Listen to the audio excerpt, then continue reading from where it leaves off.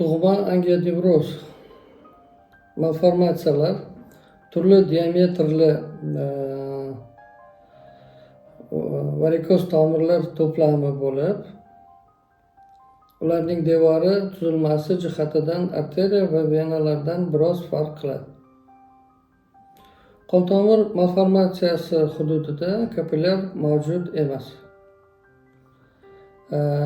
Natijada ko'plab tomir shuntlari hosil bo'ladi va kislorodga boy arteriya qon tomirlar orqali qon vena qon tomir tizimiga oqadi.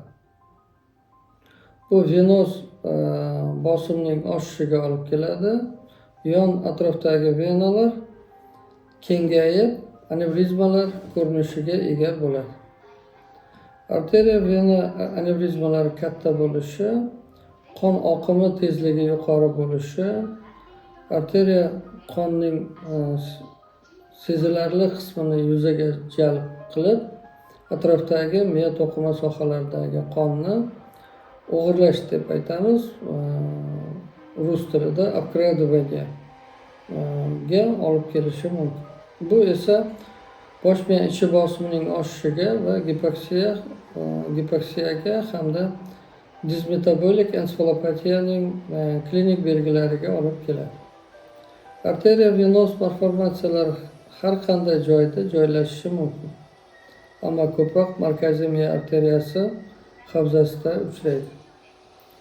Ichki bosh miya qon tomir malformatsiyasining nuqsonli tomirlardagi yuqori bosim ularning yorilishiga va subarachnoidal miya ichi yoki parenximatoz qorinchalar ichi qon ketishlarining rivojlanishiga olib kelishi mumkin. Bu har qanday yoshda bemorlarda, xususan bolalarda uchraydi.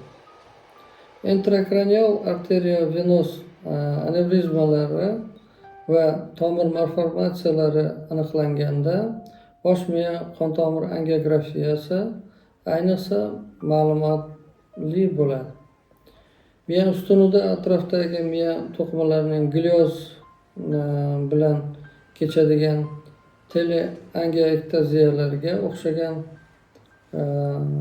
o'ziga xos petexial dog'lar paydo bo'lishi mumkin. Ular miyacha va diensefal mintaqasida ham uchrashi mumkin. Odatda ularga xos keladigan mahalliy nevrologik simptomlar bilan xarakterlanadi. Ularni faqat avtopsiya vaqtida aniqlash mumkin.